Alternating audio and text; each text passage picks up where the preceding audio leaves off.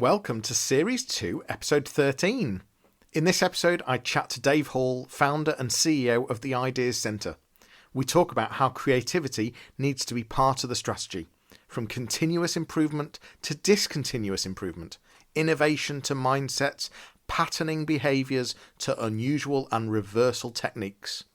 Dave helps us understand how to move from the world of what is to the world of what might be. Enjoy.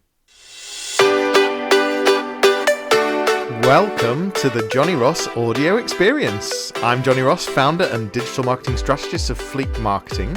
Each podcast I'll be bringing you an expert to inspire you, to give you some great business growth takeaways, and to get you thinking about marketing and the bigger picture of how businesses can improve, adapt and grow. I look forward to sharing this with you on each podcast, so here we go.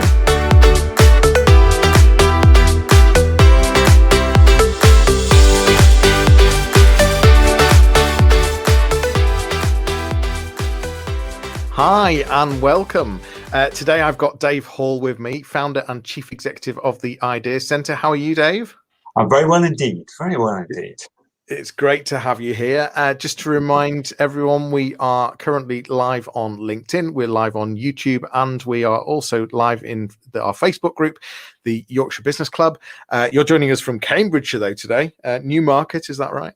That's right. Moved house 2 weeks ago, actually. So I've moved from Suffolk just over the border into East Cambs. What a time to be moving. The move's gone okay, though. It has gone really well, actually.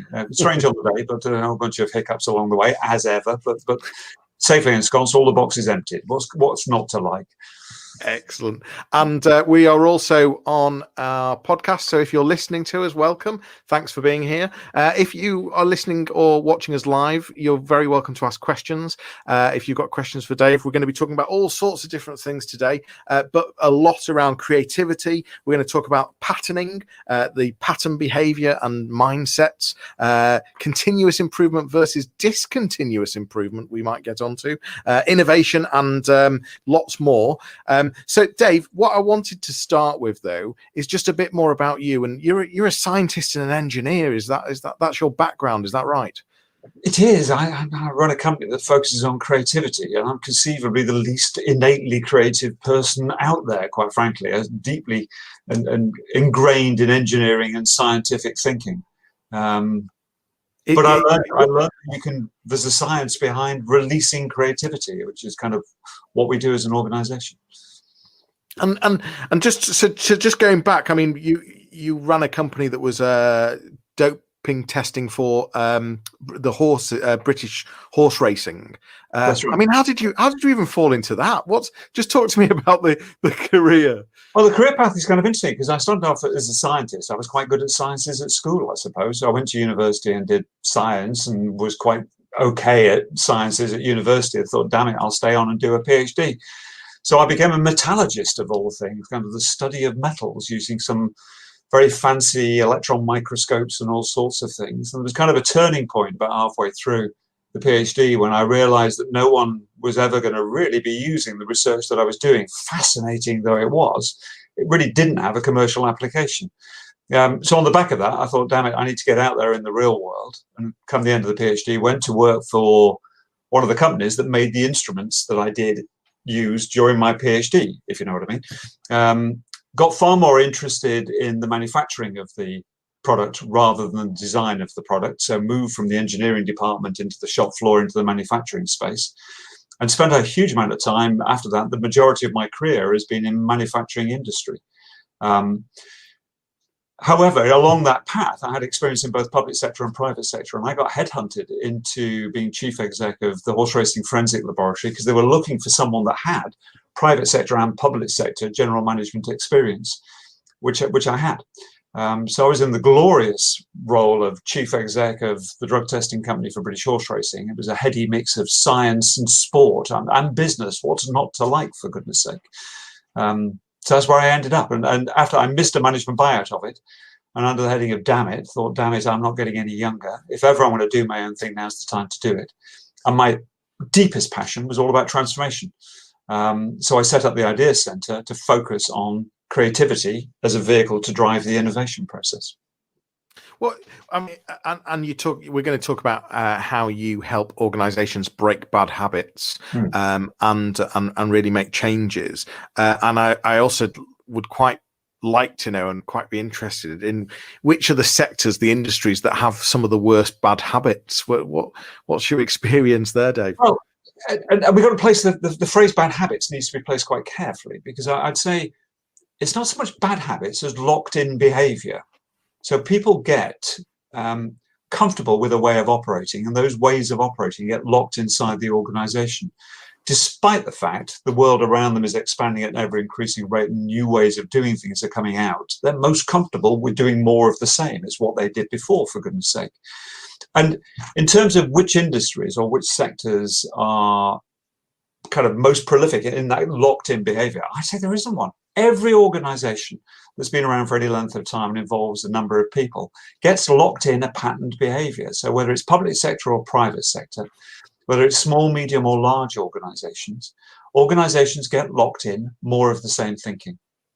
And when they say they want to do things differently, they kind of go, yeah, we need to think differently. And what they do, because they're locked in, is they come up with more of the same thinking. And other examples then on the flip side of organizations that are good at this, of sectors or industries that are good at this. You know, for example, is the digital industry any better? Or I'm just thinking. Well, I think those industries that are well connected with that environment that's changing around them, that's being fed by those changes, I think naturally keep an eye out in that outside world. I always say, I don't care what your organization is, whether it's small, medium, large, what the sector of the organization is. Someone out there in the world today, even as we slowly come out of lockdown and go back into lockdown and come out of lockdown again, even under the current circumstances, someone somewhere in the world today is developing new thinking, new technology, new processes that could transform elements of what any organization's doing. All we have to do is scan the horizon for all those possible changes, grab what takes our fancy, implement it, woof, we're off on our next innovation journeys. Digital industries tend to be well connected with that outside world and are naturally scanning it. However, what they tend to do is to scan those sectors of that digital industry that they are increasingly more comfortable with. So over time, they too will get trapped and miss things out. There'll be new digital media, social media channels that look, yeah, we're not into that because we're embedded in, whether it's TikTok or Instagram or what have you. And here's me using language that I know nothing about because I myself am locked in my own world of the past. Yeah, it's interesting. It's interesting because what makes a good leader, one of the attributes of that is a horizon scanner. I agree. But what you're talking about though is not always being with like-minded people, not always being with experts, and that you're familiar with. And actually, when you're scanning a horizon, it's about looking at horizons that you're unfamiliar with. Is that absolutely? And being connected with external stimuli. I think in organizations, when you've got a serious problem or a serious challenge or a serious strategic decision to make about your direction, what you tend to do is get a group of experts together. And the experts are the creators and the guardians of how you've always done things before, which conceivably are the worst people to be having in the room to talk about what different behavior you should generate moving forward. What you need to do is to find a mechanism to inject some naivety or some fresh thinking. And it's that cocktail of expertise plus external perspective. The expertise is required to say that's clearly different from what we do. But you know what? I can see how to adapt it and bring it in and move our model forward and deliver a step function change. Leadership, you were talking about leadership. I always think leadership is all about creating a vision for where you want to get to, communicating that vision and motivating people to get there. So it's creating a vision, it's communicating the vision, which is a skill in itself, but then motivating people and engaging people to help you deliver it. It's a waste of time having a vision, but not getting people to come along with it. So being able to articulate the logic behind it, and it needs to be logical to bring people on board, is a key element of the leadership process. But the vision, if you want transformation, the vision must involve a degree of step change. And for that, you need to look outside the organization to get the stimulus.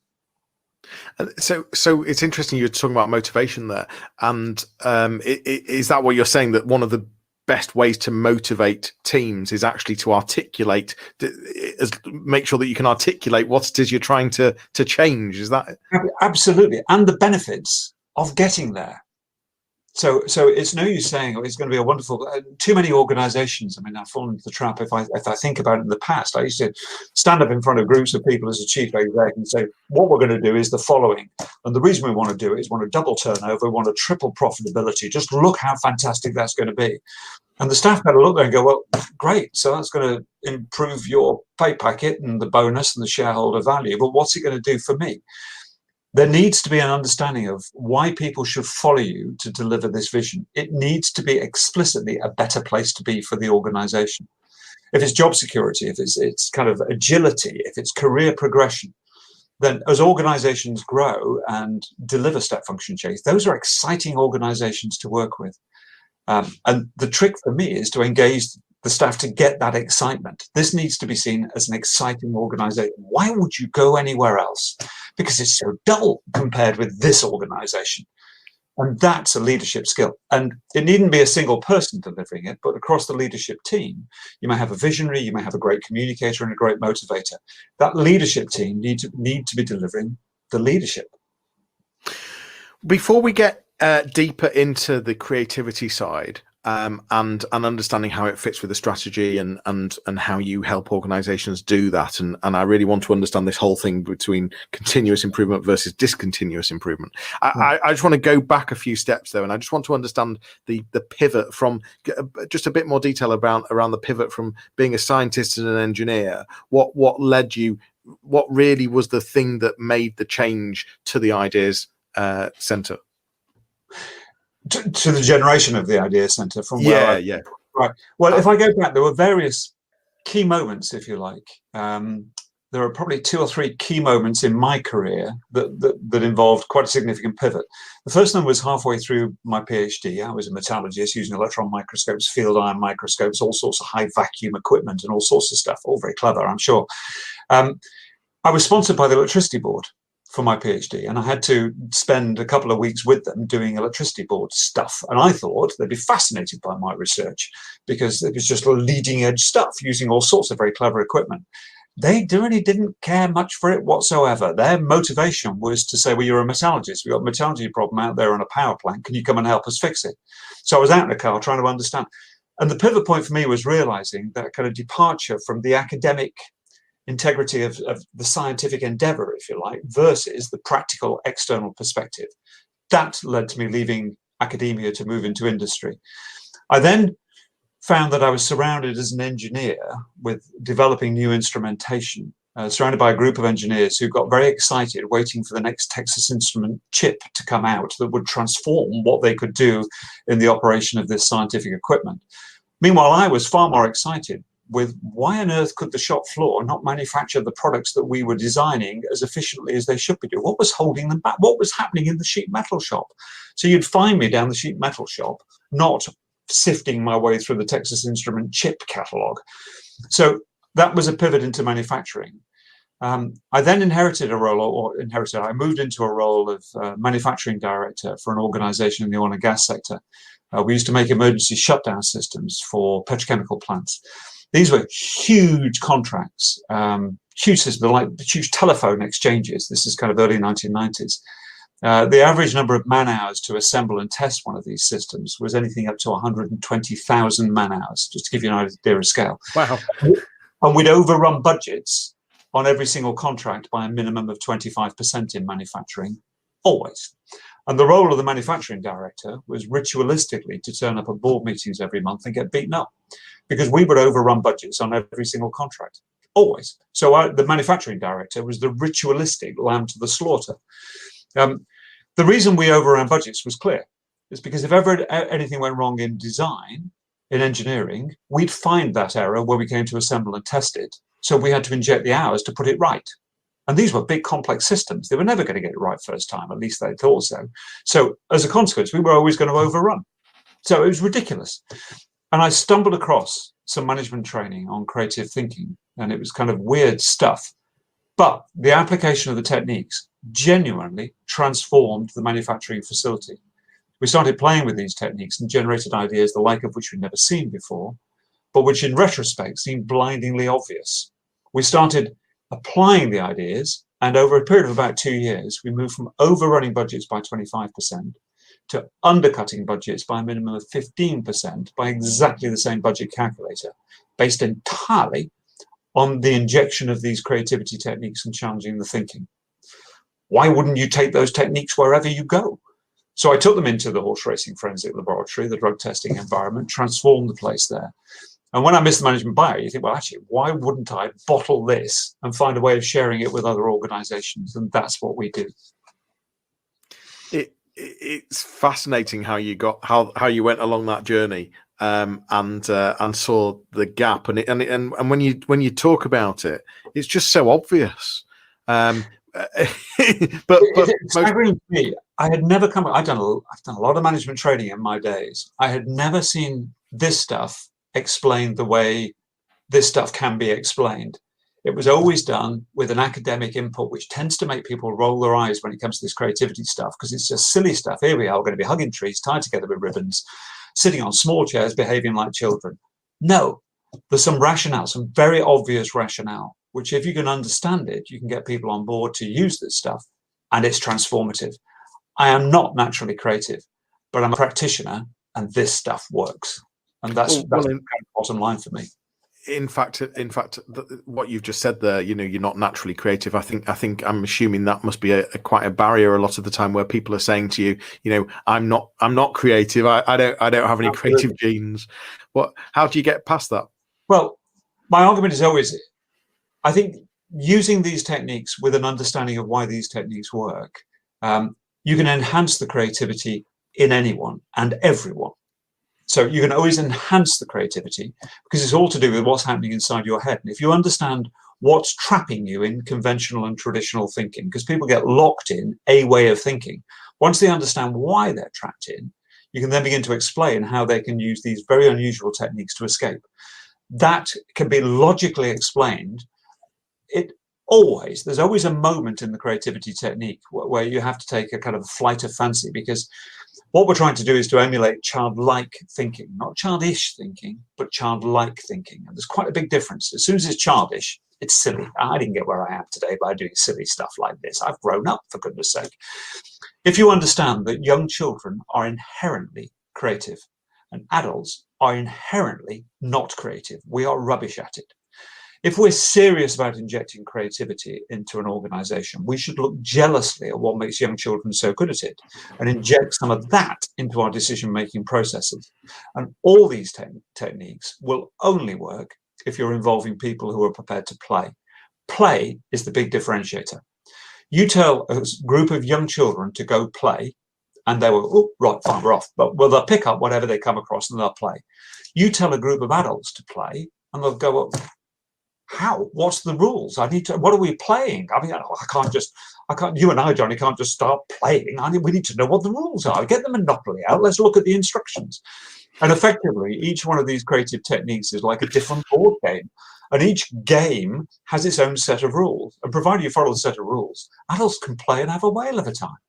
And I can play and have a great game with a 4, 5, 6-year-old. My grandson's 5 years old. We can have a great game because we both understand the rules. He doesn't need to understand the rules. I need to know the rules. Does that make sense?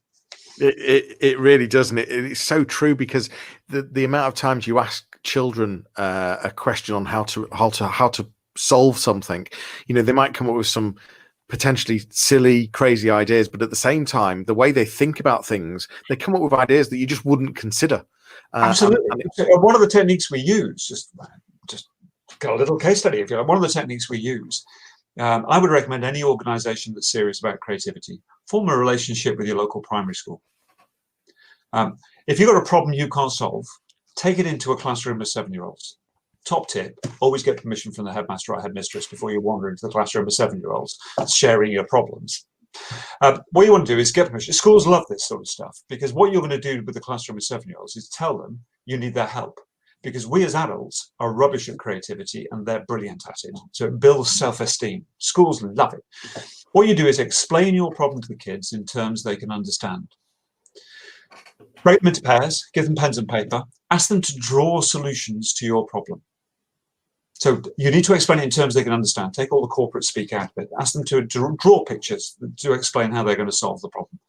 Trust me, you give them the pen and paper, break them into pairs, the room takes off. If this was adults, you'd have to give them the rules of the game. Not only children, they're off. You have to wander around to keep an eye on what they're doing because you need to understand what they're drawing. Give them 10 minutes. At the end of 10 minutes, every pair will have drawn a picture of how they would solve their problem in terms that are meaningful to them. We look at it as adults and go, this is bonkers.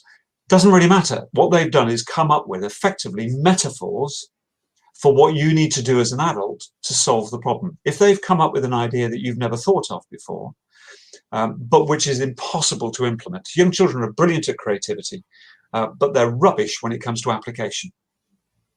We are brilliant at application, but we're rubbish at creativity. So if you get children to generate the creativity, effectively every drawing is simply a metaphor for something in the real world. And our job is simply to translate that metaphor. If I can give you an example of that, we did this in Dartford, the Innovation Centre in Dartford, and we had a business there that was selling educational training packages to primary schools, to teachers and what have you, and they were struggling with getting sales, getting purchase within the sector. We said, right, fine. If you look out the windows of the Innovation Centre, there was a primary school. You could see it. So we invited them in for for an hour. Sorry, we invited them into the Innovation Centre for an hour. Classroom of 7-year-olds, just the 7-year-olds. We had whiteboards. All the walls were whiteboards. So it was like a child's dream, quite frankly. We told them the problem. We said, look, imagine you have to explain it in terms they could understand. So we said, imagine you're going shopping with one of your parents at the weekend and they're dragging you around the same old boring shops. Same old, really tedious, boring shops. And you've been dragged around and you're bored silly. What would happen? What would have to happen in one of those shops to get you excited, to make you really, really want to have whatever's happening inside that shop? What would make you go, cool, I need to have that? So you would kick and scream as you were dragged outside the shop because you want that thing. That's how we explained the problems. That was the metaphor for how we wanted the school to behave with this proposed contract for training, if that makes sense. And we wrote them into pairs and they were all off and we had self-replenishing ice cream being developed over here. There's always some loom band stuff around the place. So watch one boy and girl and the boy just stood against the whiteboard wall and he said to the girl, draw around me. And I saw her go, what? He said, well, just draw around me. So she drew, took a pen and she did a very poor outline of this little boy, Alex. And he stepped off and goes, there you go. And he wrote his name next to it, Alex. And I went over and said, so what's he doing here? So what's this about? He said, well, if I walked into a shop and there was a life-size model of me in it, I would not want to leave that shop until we bought that life-size model of me. And you go, actually, if there's a life-size model of me in a shop, I'd want to buy it. How cool would that be? Sat in the lounge. I mean, it's fabulous. It was just this whole concept. His brain explodes. Of course that would engage. It's a life-size model of you. Why would you want to leave? That was the novel idea, the different idea, but it was difficult to work out how to apply it. The job of the adults then to translate it. And we said, thanks very much to the kids. The kids all disappeared. We got the company together and said, well, how are we going to translate this? And what they were doing, it turns out, was just generating boilerplate proposals that were using old templates. And we said, no. This was weird recognition was the word here. It was that kind of weird recognition. That's a life-size model of you. What you want when the head picks up your proposal is you want them to go, this is us. It needs to be so carefully tailored so that the recipient goes, this is brilliant. And forget the rest. They don't understand us. Look at this, everyone. And that kind of freaky recognition was what you had to build into every single proposal, which is what they've gone away and done. Born entirely out of the input from that little boy and girl doing an outline of Alex on the whiteboard wall. Freaky recognition was the key expression that was the turning point. Does that make sense? Can you see how that works? Yeah, I mean, it's in sales, it's a mirroring technique, isn't it? We all know. It is like mirroring, but it's freaky recognition was the distinguishing feature because freaky mirroring. What you've described is taking it a step further. What I'm talking about is the foundation I agree. is mirroring, Yeah, and that's I guess what you talk about, and it actually leads it on nicely to, you talk about the world of what might be and the world of what is, and I guess the world of what is for me would be mirroring and thinking, how could we exactly. bring mirroring into it? What you've done with the world of what might be is actually taking that up a huge level to Exactly. this freaky, Recognition. whatever you call it, freaky level. Can you Absolutely. just talk to me more about this world of what is and world of what might be? Sure. The world of what is basically how we do things around here. We all make sense of our worlds by effectively looking backwards. If you've got a problem and you're trying to solve a problem, the first thing you're always going to do is look backwards, because you're going to look at your past experience, your knowledge, your training, your education. You'll scan your past to see if there's anything in there that can have an impact on today's issue. So what you do is you look back, you scan your past, grab what you think is relevant, apply it to today. That then determines your future behavior, which effectively means your future behavior is massively conditioned by your past experience. And in an organization, if you repeatedly look back before you decide what to do today, your behavior becomes incredibly conditioned. It becomes the way we do things around here. There's a pattern for every organization and how it operates. And there's merit in that because it creates stability, because everyone in the organization knows how we do things. That's your world of what is. And we get trapped in that world by convention and tradition. If you want to do things differently, if you want to innovate, you have to escape that world of what is. And to escape the world of what is, you cannot use conventional and traditional techniques. You have to use unconventional, untraditional techniques, i.e. weird. And these creativity techniques are perceived as being weird simply because they're engineered to help you escape from the world in which you're trapped. So who would normally go into a classroom of 7-year-olds to try and solve a business problem? Well, those that want to drive innovation would do, because young children don't have a world of what is. So they're completely liberated. The world of what might be is basically everything that's outside your world of what is. And we have an ever increasing gulf between the world of what might be and the world of what is, because the sum total of our collective past experiences are tiny compared with the sum total of everything that's known out there in the world. And that what's happening out there in the world is increasing at an exponential rate. And so what we need to do is to understand that, and understand how to escape demands those creativity techniques. So what we're trying to do, but only when you want to do something differently. If you want to do more of the same, if you want to take that world of what is and incrementally make it better, that's what continuous improvement is all about. And we use conventional and traditional techniques to achieve it. But if you want to escape and have some of that world of what might be, which is something completely different, then you need to use the unconventional and untraditional techniques to escape. And that's the key that drives the creative process. It's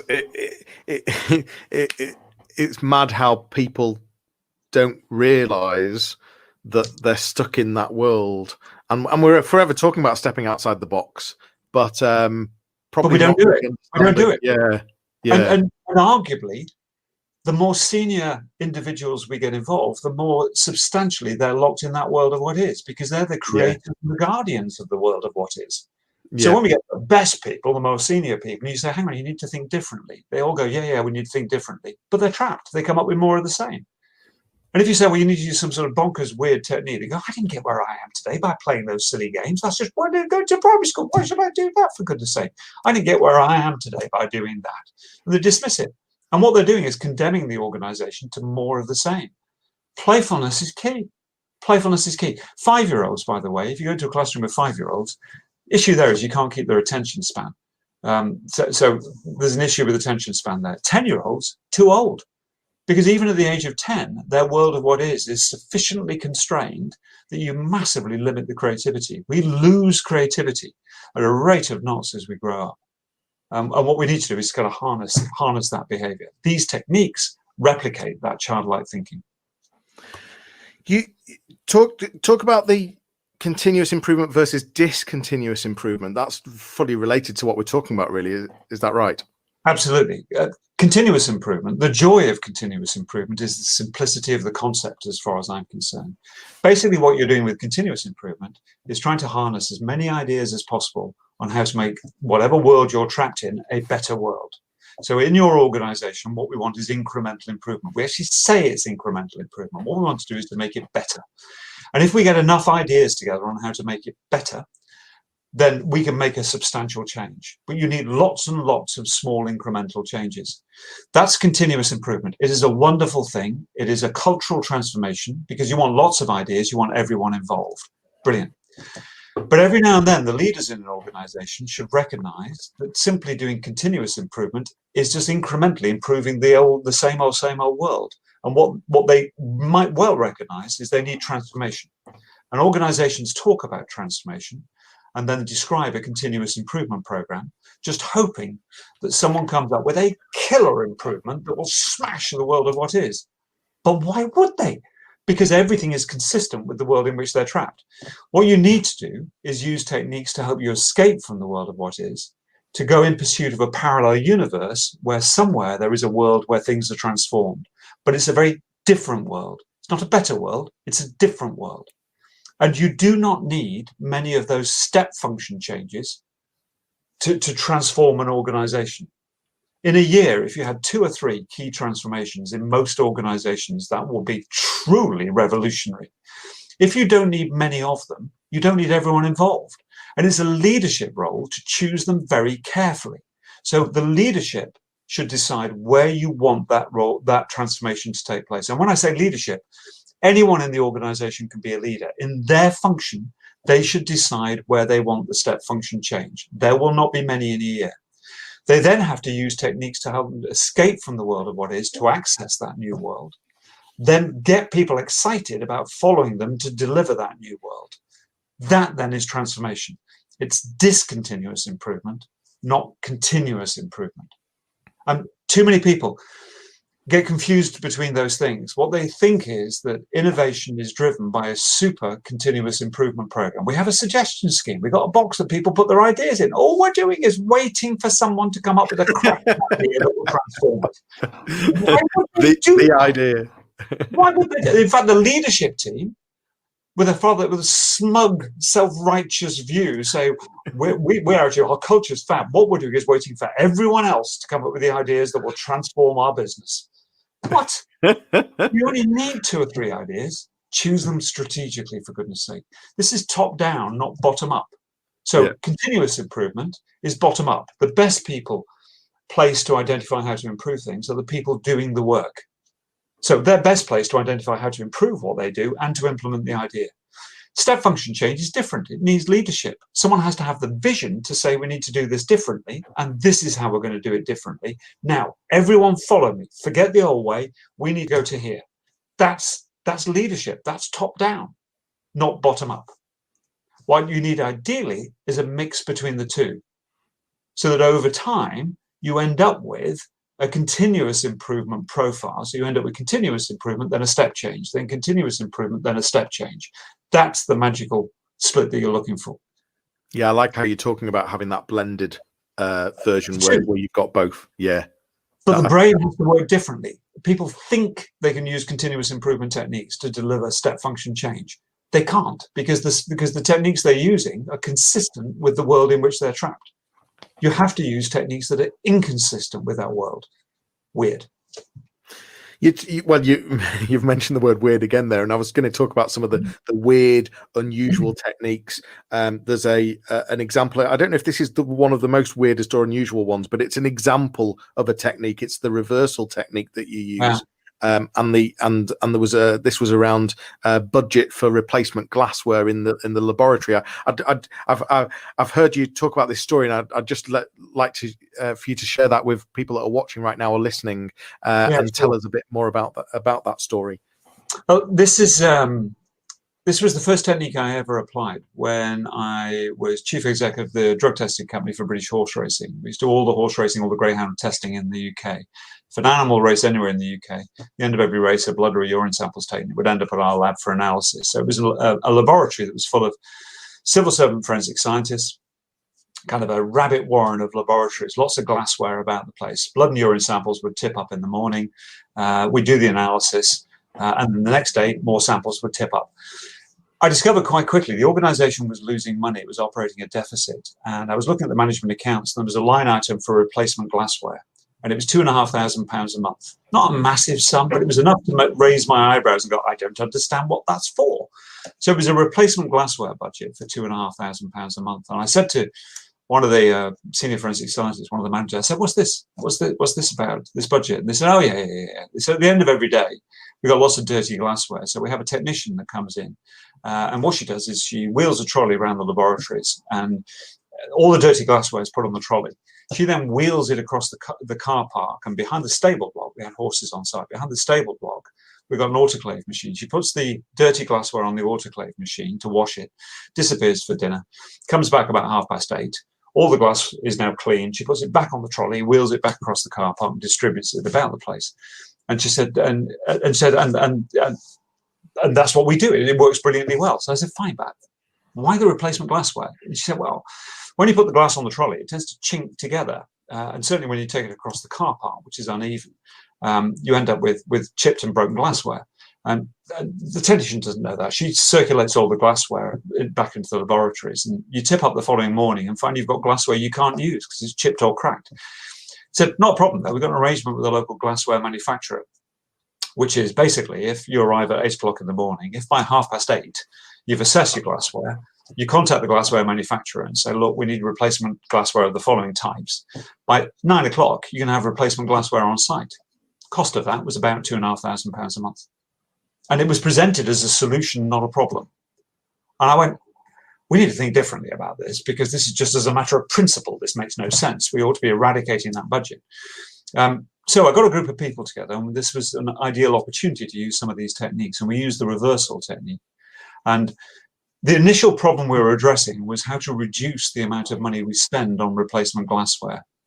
What we did, first of all, was to reverse that problem statement, but not just reverse it. We reversed it and then magnified it.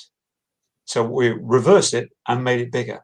And we ended up focusing on, the way this technique works, trying to solve the following problem, which was, in what way might we guarantee that every single piece of glassware that ever goes for washing will always get smashed and then lost? That was the brief. So it was, forget trying to improve something. What we're now trying to do is to make sure this was the worst conceivable outcome, which then distracts everyone, because no one has ever tried to solve that particular problem ever before. So you're very specifically engineering it. So not trying to solve the forward problem. What you're trying to do is to solve the reverse problem statement. But it's not the equal and opposite. It's actually magnified and it's huge. And what we did was we had some brainstorming around this. But because it's bonkers, it's just a ridiculous problem statement. Civil 7 forensic scientists never worried about this. We eventually came up with a brilliant solution, which was to employ Mrs. Overall. I'm not sure if you remember Acorn Antiques. There was a Julie Walters character. She used to be the coffee lady, a tea lady, and the joke was she couldn't hold the tray steady, so she always spilt the tea and coffee. And we thought, well, she'd be perfect as the technician to jiggle the glass about the place. We'll give her a supermarket quality trolley with a dodgy wheel, so it was all over the place. We'd make sure she came in the middle of the night, so she had no idea where the light switches were, and she had to pop around in the dark to increase the chance of spilling the glass everywhere. She'd pile the stuff on, she'd take it across the car park. We invoked the spirit of It's a Knockout then. We tied her to an elastic bungee and greased the path. We employed people to throw buckets of water at her as she tried to get her way across the car park to the autoclave machine. This was bonkers. Guaranteed she would never get across without glassware going everywhere, smashed. In true It's a Knockout fashion, she'd get shards of glass to the autoclave machine, which somehow she'd wash, and she'd stumble back into. She had no idea where they went. So she just guaranteed we'd be spending a fortune on glassware every single day. Brilliant solution to the negative problem statement. The trick then is to say, right, fine, that would definitely solve that problem. So what are the characteristics of that idea that make it work? Let me just turn that off. Sorry, forgive me. What are the characteristics of that idea that make it work? It definitely solves the negative problem, but why? And what we said was it was the journey from hell. It wasn't a bad journey. It was a journey from hell. It could not have got worse. And she had zero empathy with the laboratory. Not a little. It was zero empathy. She had to fumble around with it. She had no idea. It was just bonkers. So we had zero empathy, journey from hell. Now the trick is to reverse that set of characteristics. So the reverse of journey from hell became journey from heaven. The zero empathy became total empathy. All we had to do now as adults was to find a real world solution that involved the journey from heaven and total empathy with the laboratory. And so we're good at solving that kind of problem. So we knew the characteristics we were looking for. It took us about 5 minutes discussion. And within 2 months of that, we'd had board approval to spend £10,000. That's all, £10,000, installing glass washing capability into every single one of the laboratories. Journey from heaven, well, of course it was. The glassware never had to leave the laboratory. Total empathy, well, of course it was, because the people loading the glassware were the people who were going to be using the glassware the following day. It was their glassware. Perfect solution. Cost £10,000. Instantly, the cost of replacement glassware went down from £2,500 a month to less than £100 a month. Forever. And that was done about 16 years ago. So you got 16 years of monthly £2,500 savings based on a 1-hour creativity session, simply questioning what was taken for granted for the prior 38 years. So 38 years of spending £2,500 a month when they didn't need to, simply because they were trapped in one way of thinking. Does that work? And it's brilliant because it totally works. And it's brilliant because you said the word, and I was surprised you said it. You used brainstorming, but actually you'd never advocate brainstorming unless it was with an unusual technique. Absolutely. Absolutely. So we're brainstorming, but we're brainstorming to solve a bonkers solution. Normally you have to tell people to think outside the box, and they come up with more of the same. There's another technique we use, superheroes, where we give everyone a superhero card. And on the superhero card is a characteristic of a different superhero. So if you're Captain America, there's your Captain America skills, if you can see that kind of vaguely. You have to brainstorm solutions in the style of your superhero. Superheroes can solve any problems. So brainstorming is traditionally a poor creativity technique, but if you embed it in a creative approach, transforms it. Every superhero solution is simply a metaphor for something in the real world. So if you've got a Wonder Woman solution, she can solve anything. If she solves your business problem, what she's done is simply a metaphor for something in the real world. Skill is to convert the metaphor into something that you need to do differently. Can't fail. I promise you, can't fail, provided you follow the process. We've got people writing comments. Thank you if you're listening. It's great to have you here. Dave was just holding up some superhero cards, by the way, which you wouldn't have been able to see. And for people that are watching right now and are live, you're very welcome to ask questions. Willow Collios asked, is the suggestion box also about filtering and moderating out the risky step changes? Well, absolutely so. I think it's not about it. Filtering out the risky concepts is a natural consequence of being trapped in the world of what is, because what we do is we all sit in our world of what is, generating ideas on what we can do differently. Someone has to review all the ideas. And if the ideas that are generated are not consistent with the way we normally do things, we consider it to be too risky or just bonkers, quite frankly. So we dismiss it.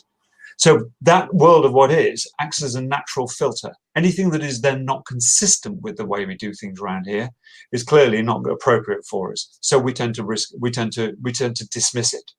What you often find with these creativity techniques is the ideas are different, but the risk is minimal because what you're doing is overcoming mental blocks. And in retrospect, invariably, the creative solution you generate in retrospect seems obvious, but only in retrospect.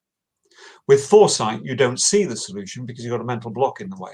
These techniques help you overcome the mental blocks. And in retrospect, the answers look obvious. Minimum risk.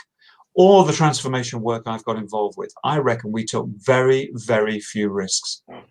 But conventionally, the whole approach will be seen as too risky, which is wrong. Thanks for your question, Willow. Things that I didn't have time to talk to you about because we are running out of time here, Dave. But you're a runner and a cyclist. You ran from you've done cycling from John O'Groats to Land's End. Is that right? More than that's once? right. Yeah. Sorry, more than once. A couple of times actually. A couple of times. Wow. Run it. I was going to say I've never run it. No. and has lockdown given you time to have more fitness, or is that? Well, strangely so. I don't think the dogs have never been more walked as a result of lockdown and what have you. And I've had time to get out and do some running and what have you. So it's been a very healthy time, if difficult in many different ways. What it's forced people to do, of course, is think differently. Because the world of what is the old way we used to do things. And people often say, well, I hope it returns back to normal. Back to normal is back to the old way. What we need is a new way of doing things. What I need to do is to make sure that fitness, that walking of the dogs gets fed into a new model of my future, which it will do. It will do. Well, what you say is current circumstances help us understand how pattern behaviours are not right or going against. Well, they're limiting because you believe it's the only way of doing things. So we'd like it to get back to the way it was because that's more comfortable.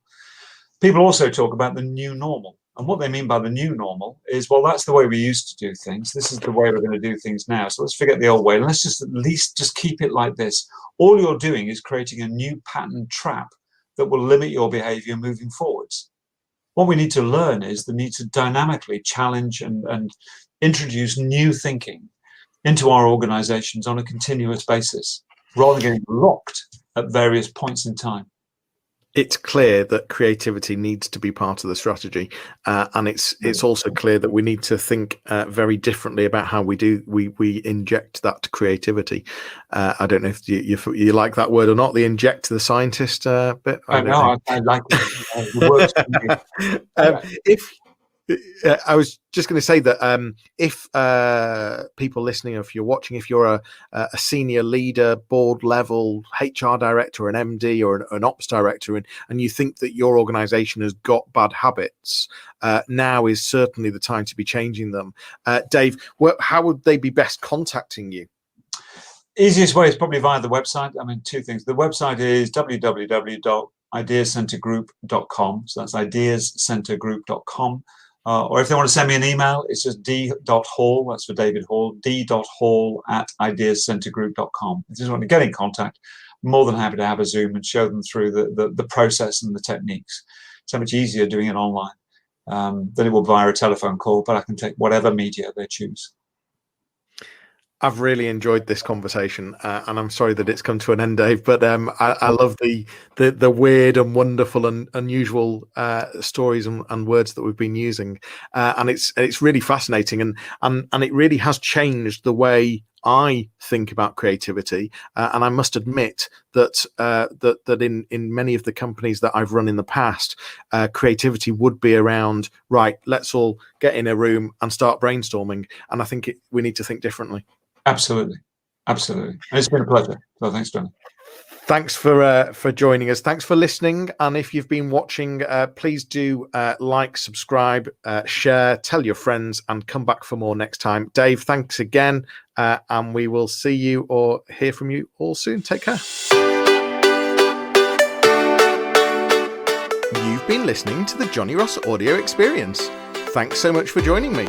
If you want to continue the conversation, head over to my website, fleek.marketing, or find me on LinkedIn. That's all for today. Please subscribe wherever you listen to podcasts, tag me in your social media posts, and please leave me a review on iTunes. It will make a huge difference for me. I will see you soon.